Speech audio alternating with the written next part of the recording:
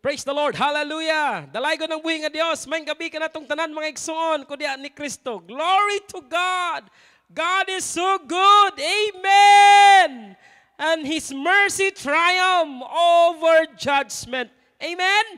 Glory to God. Salamat Ginoo sa imong pagkamaayo. Salamat po Panginoon sa buhay na binigay mo sa bawat isa sa amin. We declare your goodness. We declare your mercy, Lord. Hallelujah. Good evening once again. Today is our midweek service, and we are gathered together today with our theme for this service of ours, the victory we have in the risen Christ. Hallelujah. The victory we have in the risen Christ. Glory to God. In Mark chapter 16, verse 1 to 8, the Word of God says, when the Sabbath was past, Mary Magdalene, Mary, the mother of James, and Salome brought spices so that they might go and anoint him. And very early in the first day of the week, when the sun had risen, they went to the tomb, and they were saying to one another, who will roll away the stone for us for the entrance of the tomb? And looking up, they saw that the stone had been rolled back. It was very large. And entering the tomb, they saw a young man sitting on the right side, dressed in a white robe, and they were alarmed. And he said to them, do not be alarmed. You seek Jesus of Nazareth, who was crucified. He has risen. He is not here. See the place where they laid him.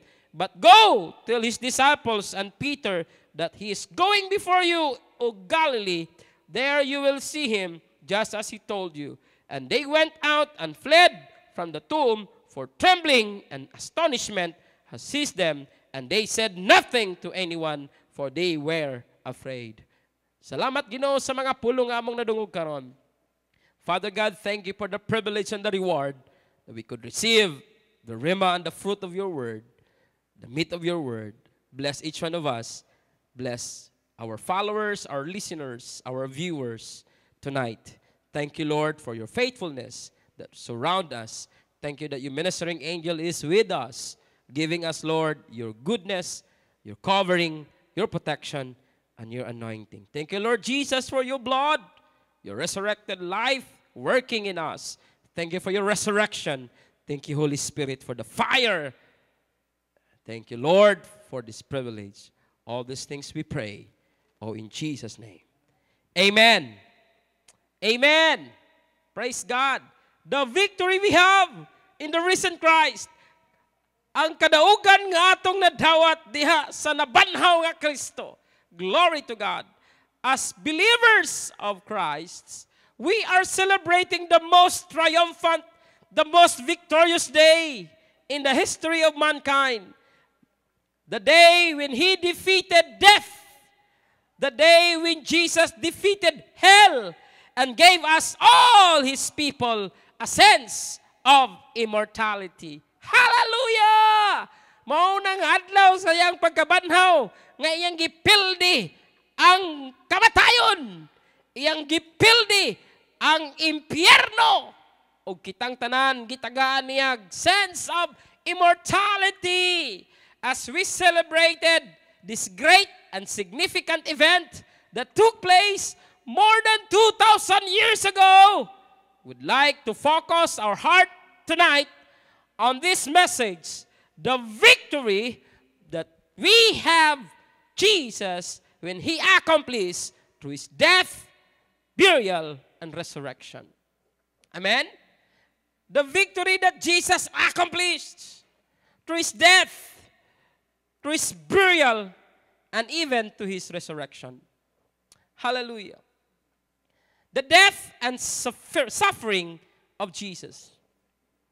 Before we can really appreciate the victory that we have in Christ Jesus because of His resurrection, we need to fully comprehend and understand the amount of suffering He went through on our behalf and the great price that He paid for our victory. Hallelujah.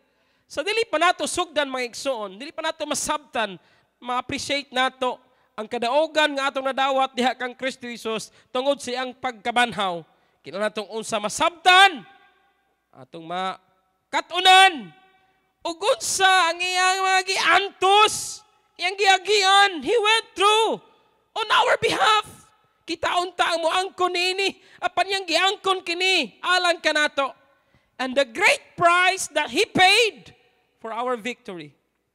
The Gospel of Matthew in chapter 26 and chapter 27 give us a detailed description of the suffering that Jesus went through for us. Ang libro ni Matthew, the Gospel of the book of Matthew, specifically the verse 26 and the verse 27 of that book of Matthew, gives us the full detailed description of the suffering that Jesus went through for us. In these two chapters of scriptures, we find many of the sufferings that Jesus endured on our behalf so that we could have the victory we now have in Him. Mga igsuon, kung atong i-summarize, mao ni mga unod nga naan ining chapter 26 and chapter 24 or 27 of the Gospel of Matthew.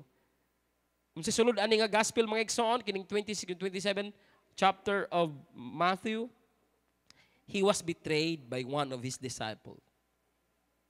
He suffered an agonizing night in the Garden of Gethsemane. He watched as one of his most beloved and loyal disciple denied him not once, not twice, but denied him 3 times.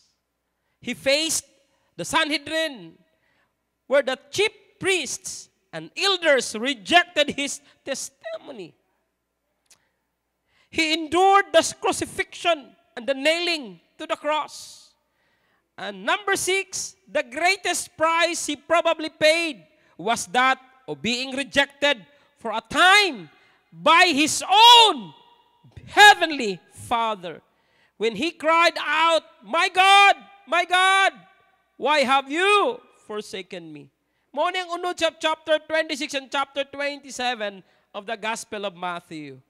And the book of Isaiah give us a vivid account of the suffering that Jesus would go through because of the sins of mankind. Ang libro sa Isaiah igsoon, naghatag kanato in advance ug unsay agian sa usa ka manluluwas what the account of the suffering that Jesus would go through because of the sins of the world. Isaiah 57, the verse 1 down to verse 7. Nagingon, "Who has believed our report, and to whom has the arm of the Lord been revealed?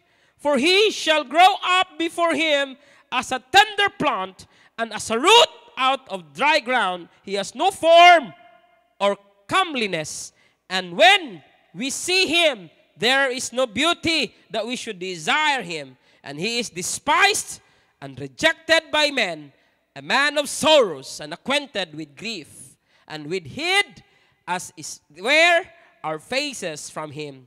He was despised, and we did not esteem him. Surely he was borne out griefs and carried our sorrows. Yet we esteem him stricken, smitten by God, and afflicted. But he was wounded for our transgression. He was bruised for our iniquities. The chastisement for our peace was upon him, and by his stripes we are healed. All we like sheep have gone astray. We have turned everyone to his own way, and the Lord has laid on him the iniquity of us all.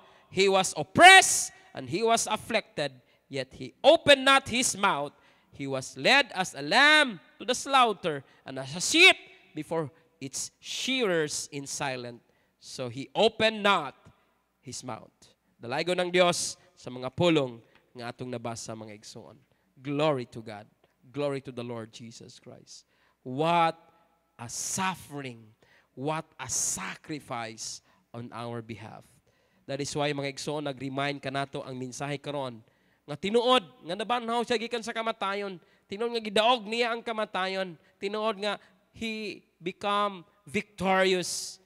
And what we receive, unsay atong naangkon sa iyang kadaugan, ingon nga risen Lord.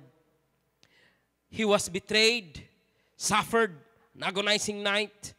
He watched as one of his most beloved, loyal disciple betrayed him 3 times. He faced the Sanhedrin and the chief priest and the elders rejected his testimony. Wala daw watang iyang pagpatutuo. Hindi tinanggap, hindi katanggap-tanggap, sabi nila. As if ilang gipakahimangkak si Jesus. He endured the crucifixion. The greatest price he probably paid was when the Father God rejected him for a time. What a suffering Jesus went through just for you, just for me, just for us to receive salvation. The death, the burial, and resurrection, the purpose for which Jesus came. Amen. That's number 1. Death, the burial, and resurrection, the purpose for which Jesus came. Hallelujah. Although Jesus accomplished many wonderful things in the few short years that he had among the people of God, as in flesh, it was this moment in his life and in his ministry for which he was sent for. The Gospel of John testified that when John the Baptist saw Jesus coming toward him, he said, "Behold, the Lamb of God who takes away the sins of the world." In Hebrews 9, verse 26 and verse 28, he was appeared to put away sin by sacrifice of himself. So therefore Christ was offered once to bear the sins of many. Hallelujah. It was at this moment on the cross that Jesus was actually taking on the sins of the world. He was in fact becoming sin for us. His death, his burial, and resurrection, the purpose for which Jesus came. He died, was buried, and resurrected for us. Jesus at this moment in time was now taking the sin of mankind upon himself by becoming sin. And God could no longer look upon him. And it was in this moment of darkness that he cried out with a loud cry, my God, why have you forsaken me?" Hallelujah. He was forsaken by the Father for a moment of time. He suffered the pain. He went through that experience for his love to the mankind. Because of his love to us. Ganyan po, kalawak, katindi, ang pag-ibig ng Panginoon sa bawat isa sa atin. Hallelujah. The purpose of which Jesus came. He died, suffered for us to receive life again. Be forgiven and be restored back to the Father. Amen. What we receive, what we have in the risen Christ, the victory that we have, we are forgiven and been restored back to the Father. Hallelujah. Next, the victory that was accomplished through the cross and the resurrection. Ano pong mga nangyari? Ano pong pagpapatutuo? The victory was accomplished through the cross and the resurrection. When Jesus went to the cross, hallelujah, and then rose from the dead, he accomplished a great victory for us, for the entire mankind. In this position of this portion of the message, I want to look at some of the things that he has accomplished for us so that we can make a walk in the fullness of the victory He has made available to all of us. Hallelujah! Niining a portion sa atong mensahe, mga kapatid, I want to look at some point, some things that He accomplished for us so that we can walk fully in the fullness of the victory He has made available to all of us. Number one, glory to God. We have been delivered from death and hell and given a sense of immortality. Amen. Delivered from death. Delivered from hell. Glory to God. Glory to Jesus. The resurrection of Jesus Christ was the greatest victory that has ever taken place, because in His resurrection, we have now been delivered from death and from hell. Glory to God. Wala na yung kahigayunan pa ang kamatayon kanato. Wala luna na ang impyerno alang kanato. Tungkol kayang iyang dugo, gibayad alang sa ato mga sala, o kita iyang gitagaan sa kinabuhing dayon, uban sa presensya sa Dios nga Amahan. The book of Revelations, chapter 1, verse 18 declares, "Do not be afraid. I am the first and the last. I am He who lives and was dead, and behold, I am alive forevermore. Amen. And I have the keys of Hades and death." Glory to God. Hallelujah. Praise the Lord. In 1 Corinthians 15, verse 53 to 57, we summarize, "The mortal puts on immortality, so that death is swallowed up in victory, and death no longer has a sting." Glory to God. Wala na'y kahigayunan pa ang kamatayon alang kanimo, alang kanako, tungod mao kini ang bunga sa iyang kadaugan didto sa cross, sa dihang siya nabanhaw gikan sa kamatayon.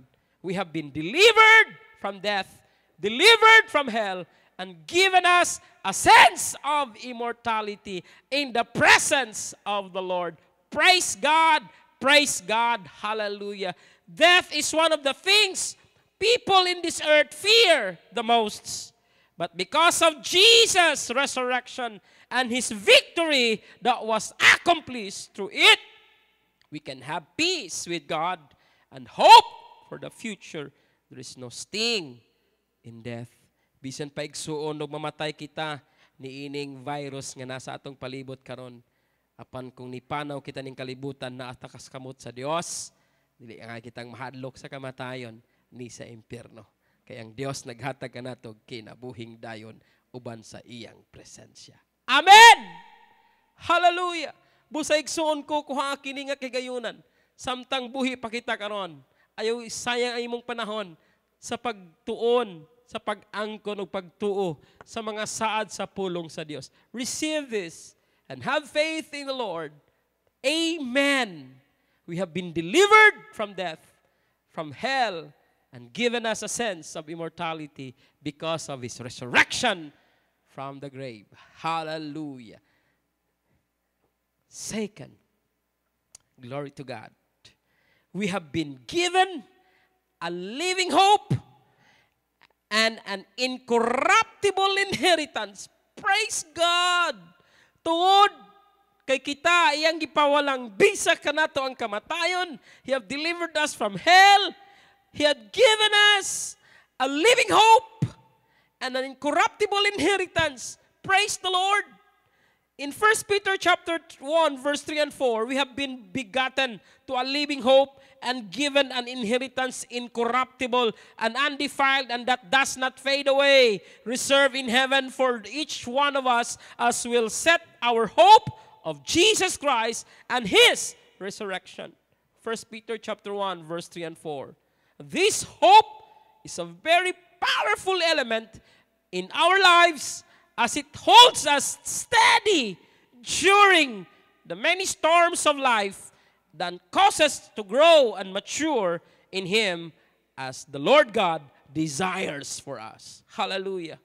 Naakitay paglaom igsuon, a very powerful element that we have in our lives at hold us steady during this time, during this pandemic disease during this time of trials.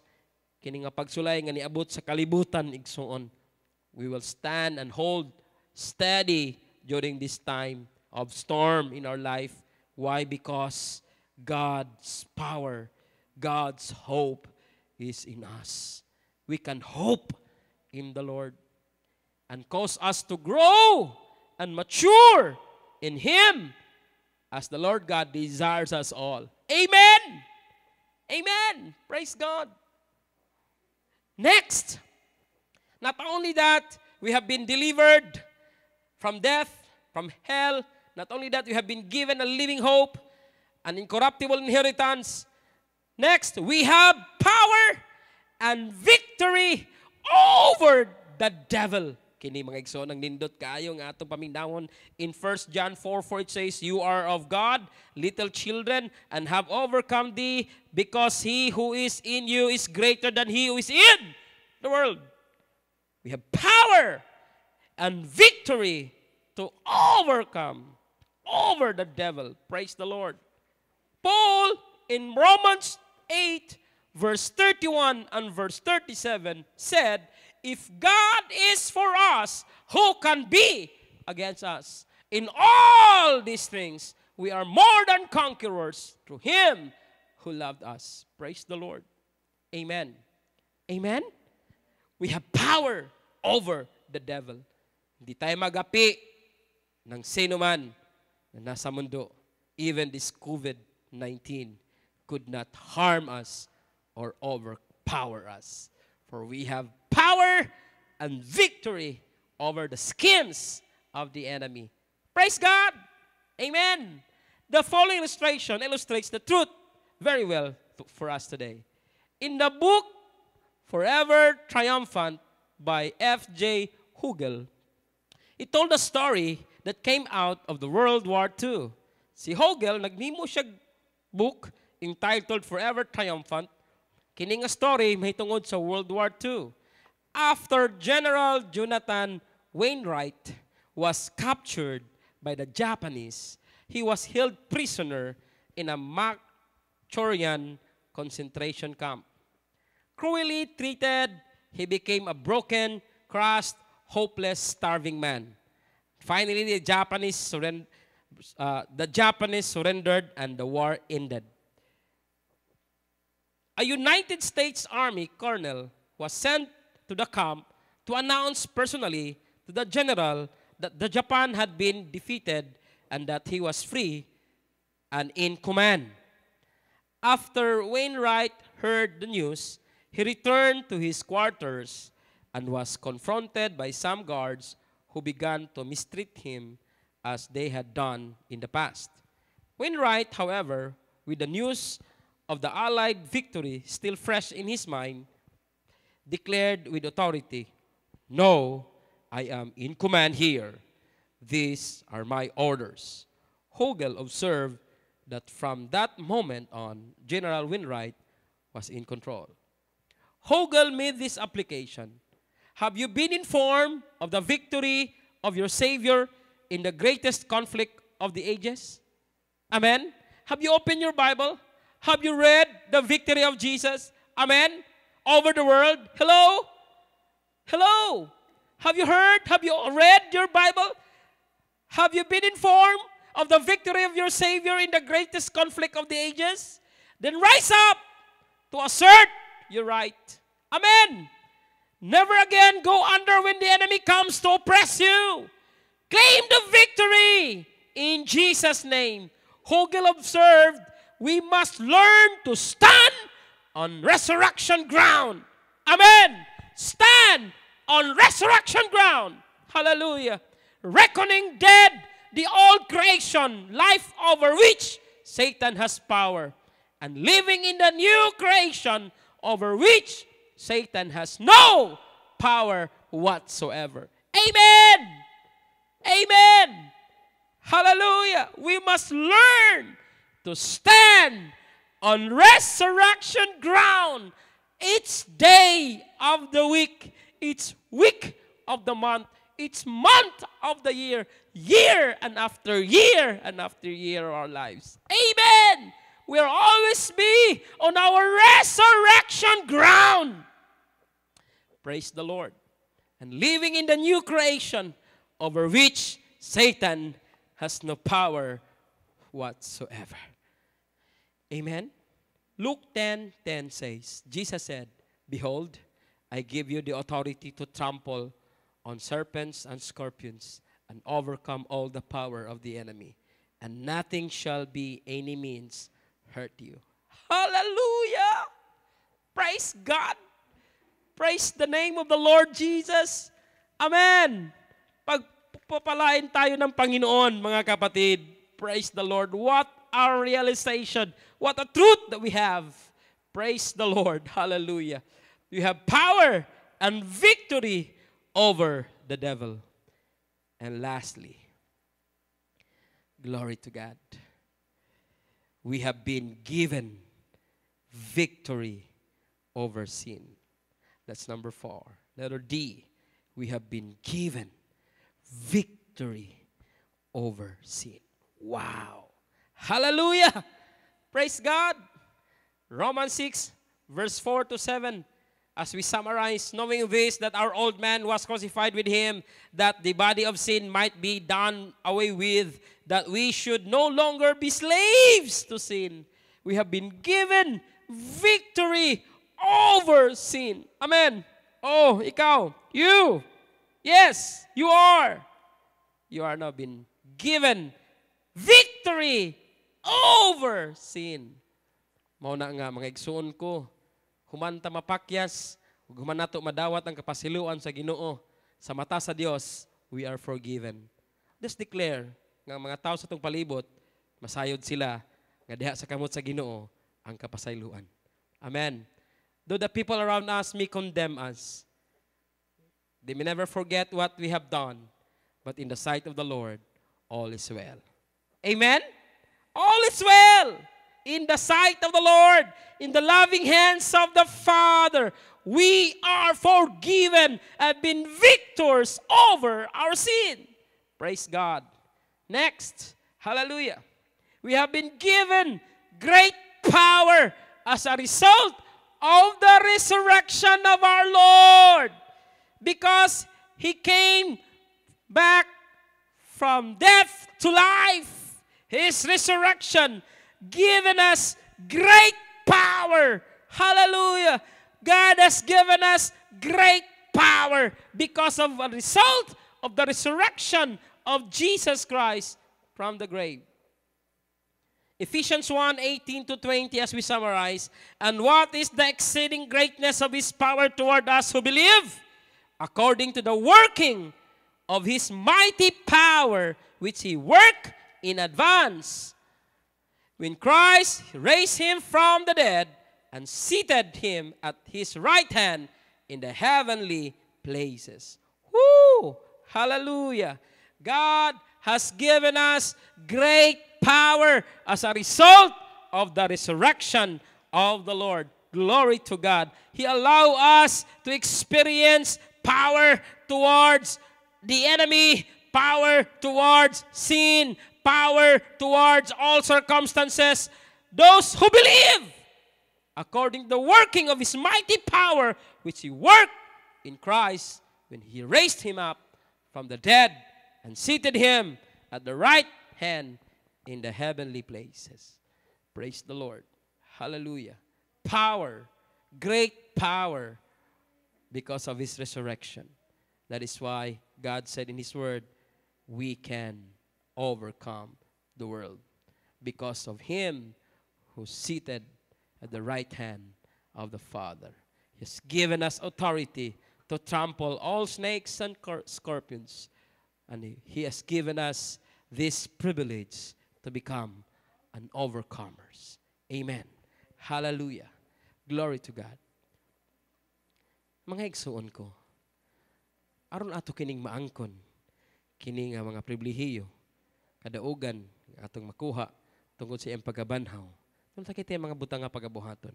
Una, we must confess this great victory that Jesus has accomplished for us. Confess. Confess this every day, wherever you are, whatever you do, whatever your situation today, confess this great victory that Jesus has accomplished for us, and walk in the understanding that this is the manner in which the Holy Spirit is working in your lives, in our lives. Hallelujah. Amen. Amen. Confess. Then, we should live no longer to ourselves, but unto Him who died and rose again. Nabuhi ta, dili tungod alang sa atong kinabuhi, alang sa kagalingon. Nabuhi ta alang sa Dios. Amen.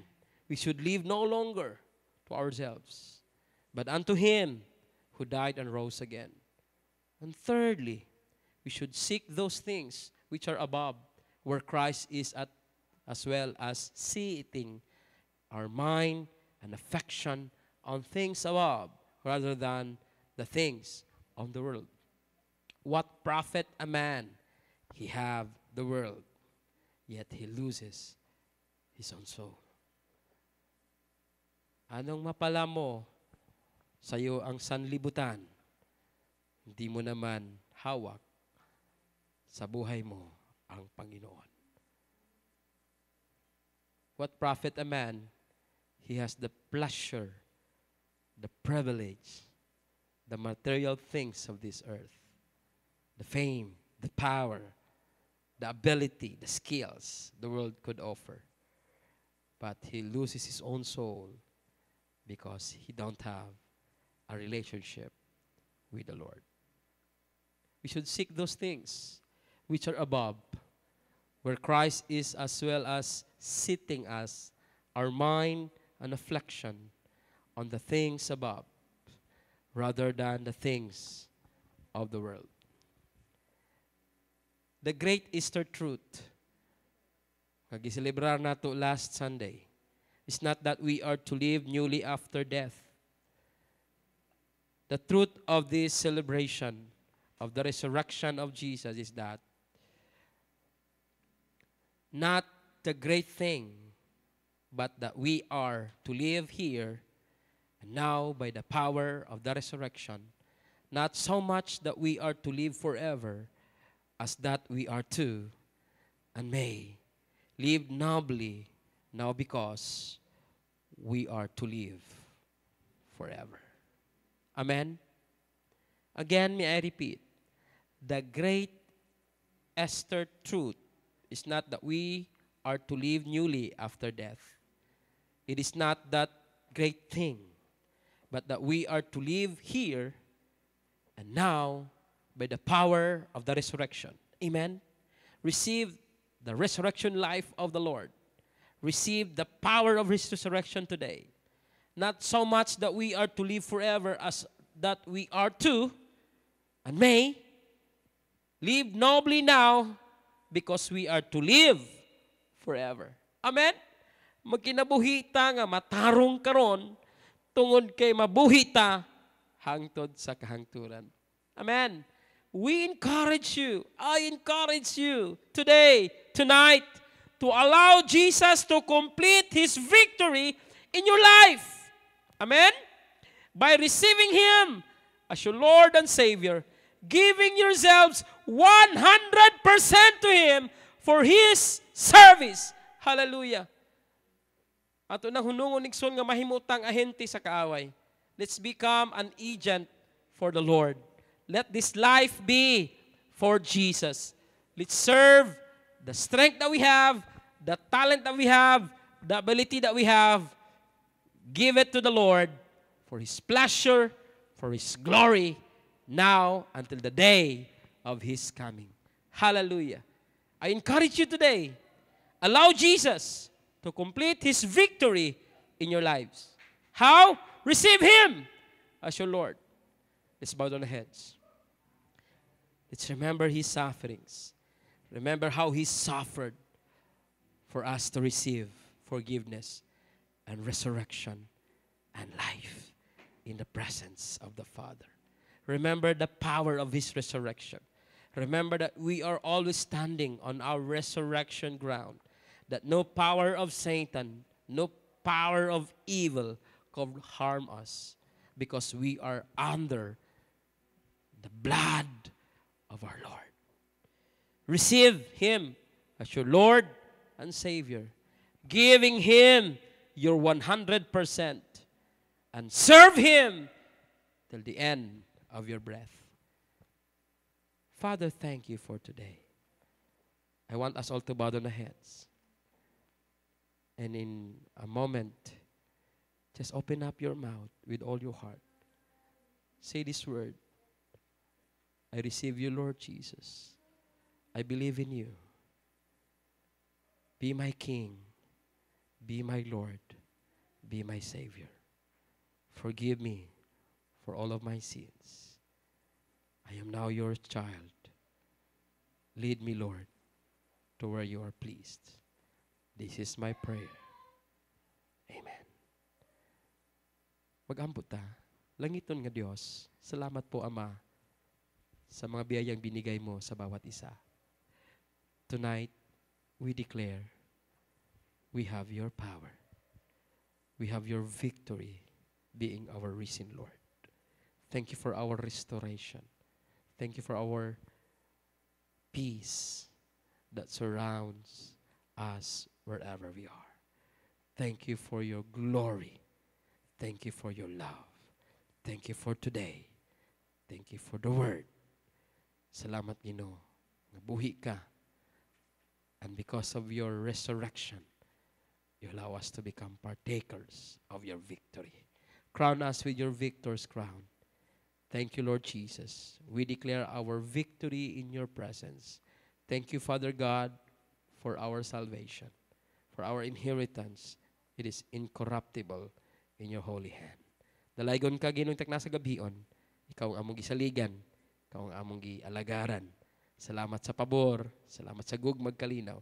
Sa assurance nga ikaw buhi ug matuod sa imong mga pulong. To God be all the glory. In Jesus Christ we pray.